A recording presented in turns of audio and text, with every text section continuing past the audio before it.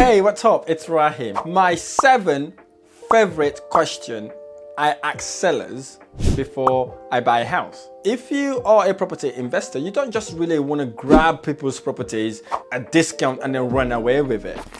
In order for you to be successful, really, or to get below market property deals or discounted deals, it's about understanding the person that you're buying the property from. I'll tell you, since I started my property investment journey, these are the ways I've been able to bag properties at discount without having to worry about it falling through or the seller changing their mind. So if you really want to hack the skill and understand the questions to ask sellers before you buy their property in order to get ridiculous return on your investment and buying those properties at discount, keep watching. If you like this video, any of my videos, hit the like button below, subscribe to my channel for more amazing videos. So the number one thing I ask sellers when I'm buying properties off them is for them to tell me a little bit about the house. I want to know the history of the property, the condition of the property. So why do you want to ask these questions?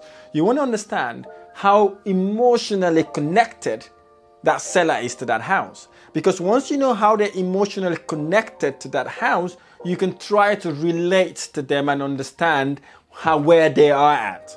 And that helps you also build rapport and feel their pain and understand what their situation is and why they're selling that property, because that would help you understand what the history may be. A property that they've inherited from their father, from their mother, or their father were born in that property, they were born in that property, and so whatever the history is behind that property. In terms of the condition of the property as well, you want to know, because they will tell you what the condition of the property is, whether there's any previous issues with the property or if there's any good thing about the property in terms of condition ones that they can let you know. The second favorite question is, why are you selling your property? Now, why do you want to ask these questions? You want to ask this question, one, to understand why the seller is selling.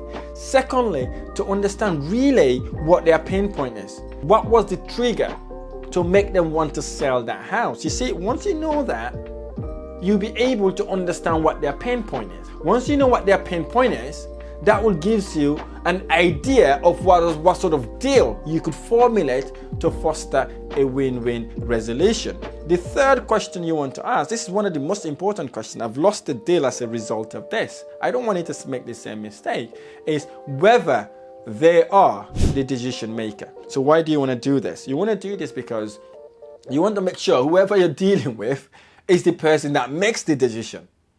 Is the person that can say, yes, I'm happy to proceed, let's make this happen. I'll give an example. In 2019, I drove from Cardiff all the way to Newcastle to see this homeowner. Absolutely amazing house. It's a 3-bedroom house, 2 reception rooms, and they also have an outer house. It's in a nice cul-de-sac area. It's an eyesore. The property really requires a bit of modernization to take the property in a way that you could force the value. So it was 2:30, knocked the door, entered the property. Looks really lovely. Couples are really nice, kind of a bit elderly. So we sat with them. We talked about property, talked about history, why they're selling. But what we're doing at that point, we were only talking to one person. We're not talking to the partner. Okay? We were under the impression that the gentleman was the one who makes the decision, right? So we talk about the property, in and out of property, communicate, talking about the area, about football, Newcastle Football Club, all that sort of thing. So then we come to the price. We negotiated on the price and we kind of agreed to the price, okay? And then the partner turned around and said, no, we're not going to sell it at that price. Why should we sell it at that price? We're not going to sell it. And if I said we're not going to sell it, we're not going to sell it. Whoa, that was a backlash, right? So we realized actually the gentleman wasn't the one who makes the decision. He wasn't even the homeowner of the property. It was the lady. His partner was the actual homeowner, and she was the one that meant to make the decision. Okay, so do not make that mistake. If you're walking into a property that you want to buy, after you've asked about the property, why they're selling, ask whether they are the decision maker. In the instance where they are not the decision maker, you want to find out who the decision maker is and whether they are in the property themselves. Right? If they are in the house, get them to sit with you, work with them as a team. Work with them as a team to understand both of them understand what their pain point are, why they're selling, and so you can come and kind of formulate a deal for them. Okay, you don't want to talk to one person, talk to the decision maker. If they're involved, is both of them involved, make sure they're both in the conversation in order to be able to buy that property. The fourth question you want to ask is, this is a bit of a touchy subject, but if you've already built a relationship from question 1 to question 3, they may be able to give you this answer, is to ask them how much is outstanding on their mortgage. How much is outstanding on their mortgage? You may be asking, what's that?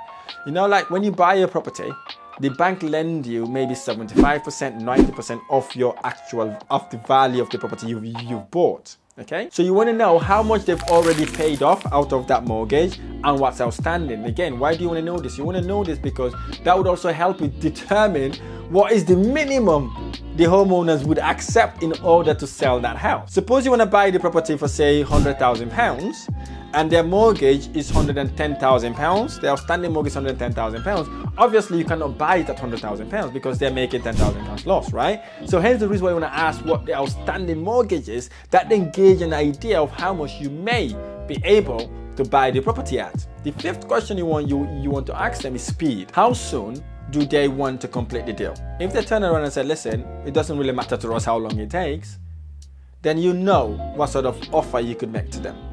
If they said to you, look, I really want to get this deal done ASAP, I don't want to waste time, I really want to get this done and over with, then there's an opportunity also for you to be able to formulate the buying process that way. Because speed is in the essence for them. Speed is important. Maybe the price is not as important to them.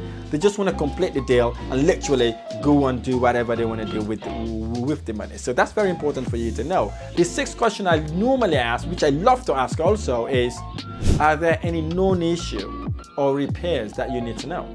Now, why do you want to know this?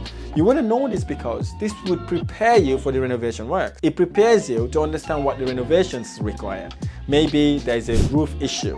It might be there was a movement before. Whatever that may be, get them to tell you. If they've told you, ask them to go and show you the issue. So once you've seen the issue, then obviously you can factor that in when it comes to your renovation cost in order to provide a win-win resolution offer. The seventh and final, this is one of the favorite ones for me actually, is what is the neighborhood like? Okay, are there any upcoming changes in the neighborhood? So let's talk about the neighborhoods. You want to know like whether it's in a good investment area, what sort of people live in the area, are they workers, are they contractors, are they consultants, doctors are living in that area, or whether they are benefit people. So then you can know then how you can tailor your renovation work and also how you can tailor your offer as well, because you can then understand who your target market is and ask if there's any development going on, i.e. if there's any roadworks, if the government is doing something in that area, and also if they're building a new shopping center, whatever that may be for you, ask that questions, because obviously that would help you determine and understand what benefit you will get from that property in terms of price, in terms of the rental income, as well as in terms of capital appreciation. Once you've done all that, and then obviously you make your offer, which would result to a win-win resolution. So these are the 7 questions I ask sellers before I buy their houses. I really hope this video has been helpful. If this video has been helpful, hit the like button below, subscribe to my channel for more amazing videos. I look forward to sharing the next video. Thank you.